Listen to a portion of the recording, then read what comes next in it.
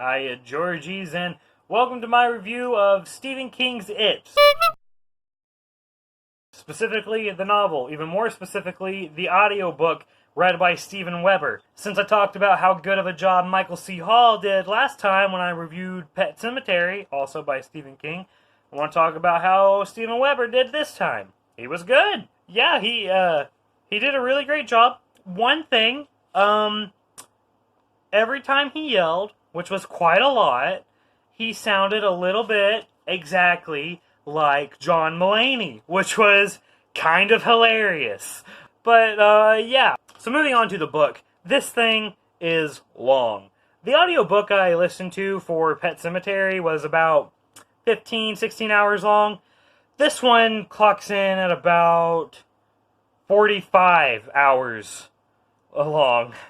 Some would say too long. Don't get me wrong, there is a lot of great things in this book. I love the story, but there were a couple times where I felt like Stephen King was trying to fit that 2-page-a-day quota, if you know what I mean. For instance, I don't care about Eddie's wife and who she went to prom with. Like, I don't care about that at all, but there's like 15 minutes of the audiobook that's just dedicated to that. Give or take. I didn't time it. I'm giving it the benefit of the doubt. I'm just saying 15 minutes, but it felt a lot longer. I guess, another slight nitpick before I get into all the positives is that, Richie, who is, my favorite character, maybe at least tied with Ben, was painfully unfunny in the books.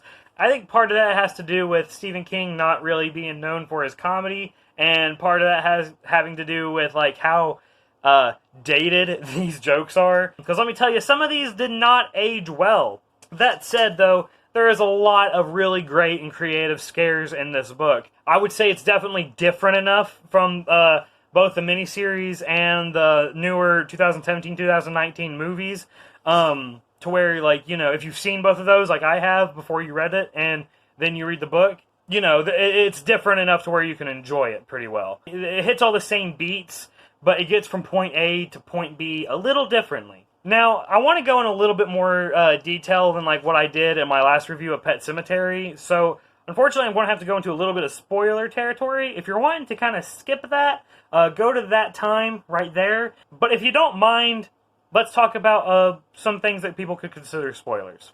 So, one, Pennywise, he takes the shape of a lot more things in this than he does in either the miniseries or the newer movies. One of my favorite things that he turned into that I didn't see in either of those adaptations was the Creature of the Black Lagoon. Personally, I thought the part with the Creature of the Black Lagoon was one of the most chilling parts of the book to me. He also takes the shape of a giant bird to both Mike and his father at different times. There's a couple scenes in the movies that weren't really touched on at all, or maybe only hinted at. And in the book, they go into a lot more detail. For instance, Mike, there's these interludes, and they're basically journals of Mike's that he's trying to gather, history of Derry, and write it all down. He interviews a lot of the older citizens and stuff. There's one scene I called the Bradley Gang scene, where there's just, this huge shootout between half the town and this infamous gang called the Bradley Gang, and where, the Bradley Gang just gets slaughtered, and a bunch of people see, this clown taking part in the shootout.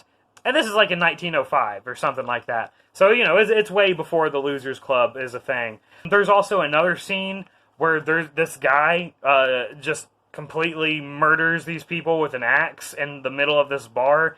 Meanwhile, the bar tenders and bar patrons are just acting like nothing is going on. There's also, the ritual of Chud, the smoke hole. That's touched on a little bit in the newer movies, but not nearly as much as they are in the book. In fact, there's this whole part where, Richie and Mike they have, this vision where they're, in Derry, billions of years ago, and they actually witness it coming down to Earth. And, like I said, that is a kind of in the newer movie, but it's definitely done a lot different. And then you got, the Macroverse and the Space Turtle and that whole thing, which I understand why they didn't put those in the movies. One, because I feel like a lot of symbolism is used to describe those scenes, in the book. That would be really hard to translate to the screen, especially without drastically changing the tone of the movie. Another little bit that was just completely cut out of the films was Derry is like completely destroyed while the Losers Club is having the final battle with it. Like shit's flying out of toilets and stuff. People are dying. Giant round water buildings I forgot the name of are rolling down through the streets, and there's like stoners going, whoa, it's crazy.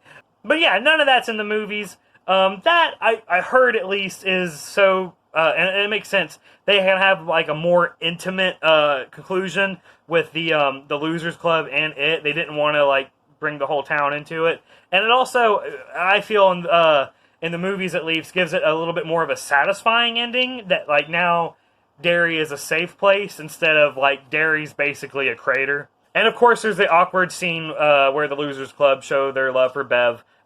There, I addressed it. I didn't like reading it. I don't want to talk about it. So, yeah.